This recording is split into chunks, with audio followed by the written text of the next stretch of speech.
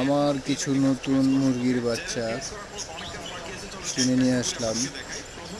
মোটামুটি একটু বড় হয়েছে, দেখতে খুব সুন্দর, মাশাআল্লাহ সুস্থ আছে।